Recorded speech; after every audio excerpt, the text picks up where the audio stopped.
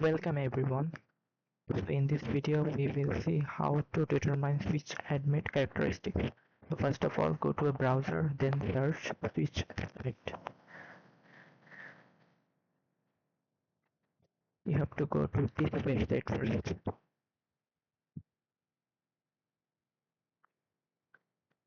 Then we need a drug name or a ligand name. So that's why we'll go to another website, GMBL. Go to this website,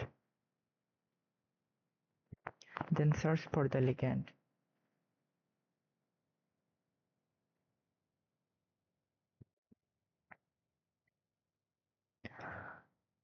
I will choose this one. Then copy the SMILES code from here and go to the previous website and the SwissADME selected, paste it here. Now click the run button.